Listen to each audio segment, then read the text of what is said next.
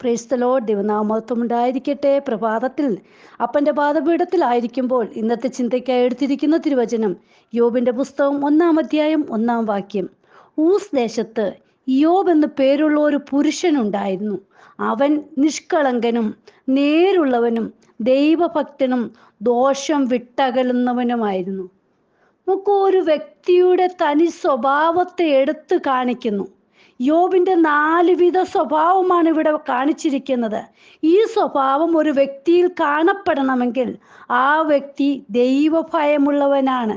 നോക്കൂ, നിഷ്കളങ്കനും നേരുള്ളവനും ദൈവഭക്തവനും ദോഷം വിട്ടകലുന്നവനുമായിരുന്നു എന്ന് വ്യക്തമായി പറഞ്ഞിരിക്കുന്നു. നിഷ്കളങ്ക സ്വഭാവം ആ വ്യക്തിയുടെ ദൈവവുമായുള്ള പൂർണ്ണ സമർപ്പണത്തെയാണ് കാണിക്കുന്നത്. ഹല്ലേലൂയ. നോക്കൂ, നേരുള്ളവൻ ഇത് വാക്കിലും പ്രവൃത്തിയിലും ചിന്തയിലുമുള്ള ശരിയായ ജീവിതത്തെ കാണിക്കുന്നതാണ്.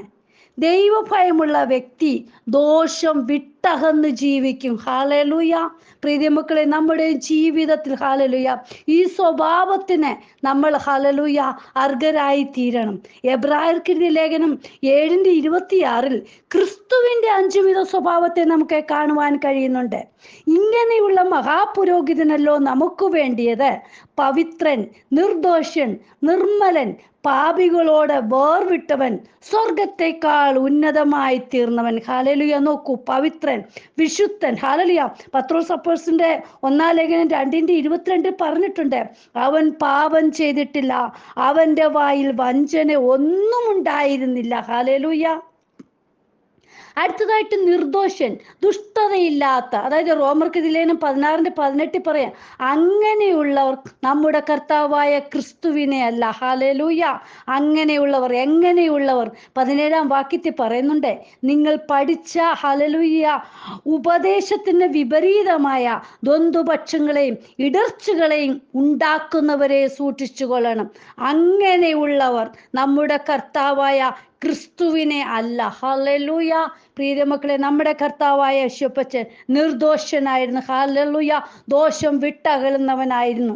നിർമ്മലൻ, അതായത് ശാരീരികമായിട്ട് ഒരു അപൂർണതയും ഇല്ലാത്ത, അതായത് ജീവിതത്തിലും സ്വഭാവത്തിലും യാതൊരു അപാകതയും കാണുവാൻ കഴിയാത്ത നിർമ്മല സ്വഭാവമുള്ളവർ ഹല്ലേലൂയ അപ്പച്ചനായിരുന്നു. ഹല്ലേലൂയ. അടുത്തതായിട്ട് പാപികളോട് വേർവിട്ടവൻ. റോമർക്കെഴുതിയ ലേഖനം 8:35 പറയുന്നുണ്ട്, ക്രിസ്തുവിന്റെ സ്നേഹത്തിൽ നിന്ന് നമ്മെ വേർപിരിക്കുന്നതാർ കഷ്ടതയോ സങ്കടമോ ഉപദ്രവമോ പട്ടിണിയോ നഗ്നതയോ ആപത്തോ വാളോ. നോക്കൂ പ്രിയ മക്കൾ, ഇവയെല്ലാം മനുഷ്യനെ ബാധിക്കാമെങ്കിലും ക്രിസ്തുവിനെ ബാധിക്കുകയില്ല. നോക്കൂ, ക്രിസ്തുവിനോടുള്ള നമ്മുടെ സ്നേഹത്തെ അവ ബാധിക്കുകയില്ല എങ്കിൽ പിന്മാറ്റത്തിന്റെ അപകടത്തിൽ നിന്ന് നാം സുരക്ഷിതരാണ്. ഹല്ലേലൂയ. കർത്താപ്പച്ചൻ പാപികളോട് വേർവിട്ടു നിന്നവനാണ്. ഹല്ലേലൂയ. ആ സ്വഭാവം നമ്മുടെയും ജീവിതത്തിൽ ഉണ്ടായിരിക്കണം. അടുത്തതായിട്ട് സ്വർഗത്തേക്കാൾ ഉന്നതനായി തീർന്നവൻ. അവൻ ദൂതന്മാരെക്കാളും സ്വർഗത്തിലെ മറ്റെല്ലാ സൃഷ്ടികളെക്കാളും ഉയർത്തപ്പെട്ടവന്. ഫിലിപ്പിയർക്കെഴുതിയ ലേഖനം 2:9 മുതലുള്ള വാക്യത്തിൽ അത് വ്യക്തമായി പറഞ്ഞിരിക്കുന്നു. അതുകൊണ്ട് ദൈവവും അവനെ ഏറ്റവും ഉയർത്തി സകല നാമത്തിനും മേലായ നാമം നൽകി. അങ്ങനെ യേശുവിൻ്റെ നാമത്തിൽ സ്വർലോകരുടെയും ഭൂലോകരുടെയും അധോലോകരുടെയും മുഴങ്കാലൊക്കെയും മടങ്ങുകയും എല്ലാ നാവും യേശു ക്രിസ്തു കർത്താവെന്ന് പിതാവായ ദൈവത്തിൻ്റെ മഹത്വത്തിനായി ഏറ്റുപറയുകയും ചെയ്യേണ്ടി വരും. ഹല്ലേലൂയ. പ്രിയമക്കളെ, സ്വർഗത്തെക്കാൾ ഉന്നതനായി തീർന്ന അപ്പൻ്റെ കരത്തിലാണ് നാം ഓരോരുത്തരും ആയിരിക്കുന്നത്. ഹല്ലേലൂയ. ആ ദിവ്യ സ്വഭാവത്തിന് നാമും കൂട്ടവകാശികളായി തീരണം. നമുക്ക് യോബും യേശുക്രിസ്തുവുമായിട്ടുള്ള ആ സ്വഭാവത്തിൽ ഹല്ലേലൂയ സാമീപ്യമുള്ളതായിട്ടൊക്കെ നമുക്ക് കാണുവാൻ കഴിയുന്നുണ്ട്.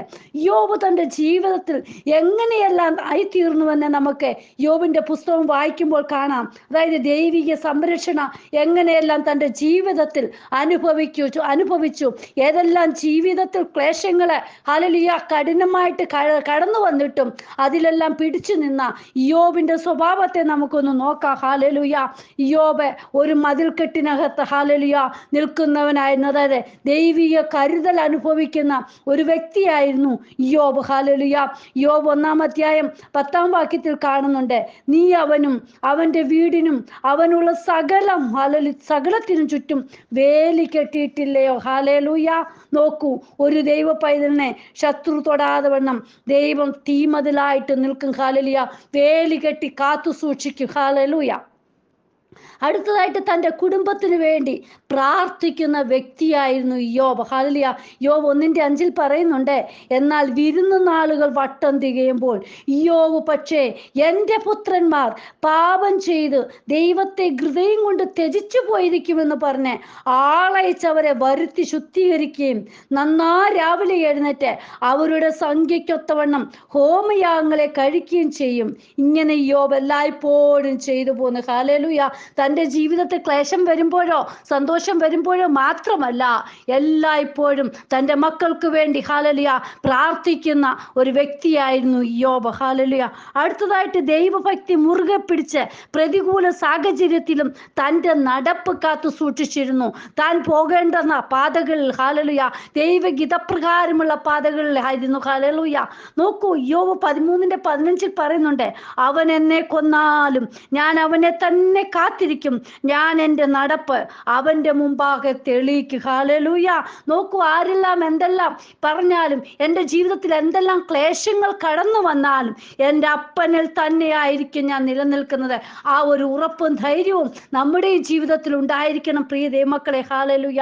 അടുത്തതായിട്ട് തൻ്റെ നോട്ടത്തിൽ ദൈവത്തിൽ തന്നെയായിരുന്നു തൻ്റെ നോട്ടം. ഹല്ലേലൂയ. 31:1 പറയുന്നുണ്ട്, ഞാൻ എൻ്റെ കണ്ണുമായിട്ട് ഒരു നിയമം ചെയ്തു. ഹല്ലേലൂയ. വേണ്ടാത്ത ദൈവഗീതമില്ലാത്തൊന്നും കാണുവാനോ അതിൽ ശ്രദ്ധ കേന്ദ്രീകരിക്കുവാനോ യോബ് ഹല്ലേലൂയ ഒരുമ്പെട്ടില്ല. ഹല്ലേലൂയ. നോക്കൂ, അവൻ്റെ നോട്ടം അവൻ്റെ കണ്ണുമായിട്ട് എൻ്റെ അപ്പനുമായിട്ട് ഒരു നിയമം ചെയ്തിരുന്നു. ഹല്ലേലൂയ.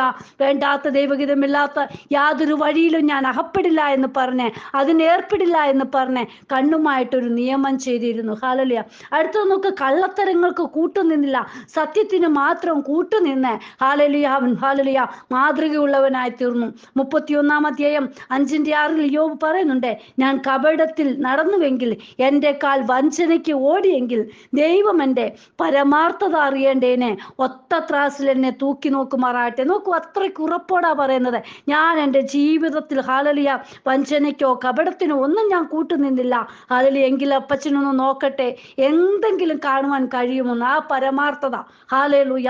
പ്രിയ മക്കളെ, നമ്മുടെ ജീവിതത്തിൽ ഒരു ദൈവ പൈതലായിരിക്കുമ്പോൾ നമ്മുടെ നോട്ടം, നമ്മുടെ നടപ്പ് ഹല്ലേലൂയ നമ്മുടെ ചിന്താ വിചാരങ്ങളൊക്കെ എങ്ങനെയായിരിക്കും? അടുത്തതായിട്ട് പറയുന്നുണ്ട്, മറ്റുള്ളവർ തനിക്കെതിരെ ഏതെല്ലാം പ്രതികൂലമായിട്ടുള്ള അമ്പുകൾ എഴുതിയിട്ടും തൻ്റെ ഹല്ലേലൂയ മറ്റുള്ളവർക്ക് വേണ്ടിയുള്ള പ്രാർത്ഥനയ്ക്ക് കുറവ് വരുത്തിയില്ല. ഹല്ലേലൂയ. 42:10 പറയുന്നുണ്ട്, യോബ് തൻ്റെ സ്നേഹിതന്മാർക്ക് വേണ്ടി പ്രാർത്ഥിച്ചപ്പോൾ ഹല്ലേലൂയ തൻ്റെ സ്നേഹിതന്മാർക്ക് വേണ്ടി പ്രാർത്ഥിക്കുന്ന നല്ലൊരു യോബ്. നമുക്കറിയാം, സ്നേഹിതന്മാർ കൂട്ടുനിന്ന് വ്യസനിപ്പിക്കുന്ന കൂട്ടുകാരെന്നാണ് പറയുന്നത്. ഹല്ലേലൂയ. വ്യസനമായിട്ടുള്ള തന്നെ ദ്രോഹിക്കുന്ന, അതായത് ദുഃഖിപ്പിക്കുന്ന പല സംഗതികളുണ്ടായിട്ടും തൻ്റെ സ്നേഹിതന്മാർക്ക് വേണ്ടി പ്രാർത്ഥിക്കുന്നതിൽ ഒരു കുറവും വരുത്തില്ല. അതുകൊണ്ട് എന്താ, പ്രാർത്ഥിച്ചതിൻ്റെ ഫലമായിട്ട് എന്താ, തൻ്റെ സ്ഥിതിക്ക് ഭേദം വരുത്തി ഉണ്ടായിരുന്നതെല്ലാം യഹോവ ഇരട്ടിയായി കൊടുത്തു എന്ന് നമുക്ക് വായിക്കുവാൻ കഴിയുന്നുണ്ട്. പ്രിയ മക്കളെ, ആ യോബിന്റെ സ്വഭാവത്തിലൂടെ നാമും ഹല്ലേലൂയ അപ്പച്ചന്റെ സ്വഭാവത്തിൽ നമ്മൾ നടക്കുന്നവരായിരിക്കും. ഹല്ലേലൂയ. ക്രിസ്തുവേശുവിലുള്ള ഭാവം തന്നെ നിങ്ങളിലും ഉണ്ടായിരിക്കട്ടെ. ഹല്ലേലൂയ. അപ്പനോട് നമുക്ക് ചേർന്ന് നടക്കാം, അപ്പന്റെ കരങ്ങളിൽ നമ്മെ തന്നെ സമർപ്പിക്കാം. കർത്താവേ, അങ്ങയുടെ കരങ്ങളിലേക്ക് ഇന്ന് വചനം കേൾക്കുന്ന ഓരോ മക്കളെയും സമർപ്പിക്കുകയാണ്. ഹല്ലേലൂയ. വചനം കേൾക്കുന്നവരുടെ ജീവിതത്തിൽ വലിയ മാറ്റം അവരുടെ സ്വഭാവത്തിൽ ഉണ്ടാകുവാൻ ഇടയാക്കണമേ. ക്രിസ്തുവുമായിട്ടുള്ള നല്ല ബന്ധം പുലർത്തുവാൻ, യോബിനെ പോലെ ഹല്ലേലൂയ മറ്റുള്ളവരുടെ കുറ്റം പറഞ്ഞിരിപ്പാനല്ല കർത്താവേ, യോബിനെ പോലെ ഹല്ലേലൂയ സ്നേഹിതന്മാർക്ക് വേണ്ടി പ്രാർത്ഥിക്കുന്ന കർത്താവെ, മറ്റുള്ളവർക്ക് വേണ്ടി ഇടിവ് നിൽക്കുന്ന ജീവിതങ്ങളായി തീരുവാൻ ഓരോരുത്തരെയും ഒരുക്കിയെടുക്കണമേ കർത്താവെ. അപ്പന്റെ കരങ്ങളിലേക്ക് സമ്പൂർണമായി സമർപ്പിക്കുന്നു. കർത്താവപ്പച്ചൻ അങ്ങനെ ചെയ്യുന്നതിനായി സ്തോത്രം, പ്രാർത്ഥന കേട്ടതിനായി സ്തോത്രം, യേശുവിൻ നാമത്തിൽ തന്നെ ആമേൻ. God bless you all. പിനുവജു, മുംബൈ. ഹല്ലേലൂയ. സ്തോത്രം.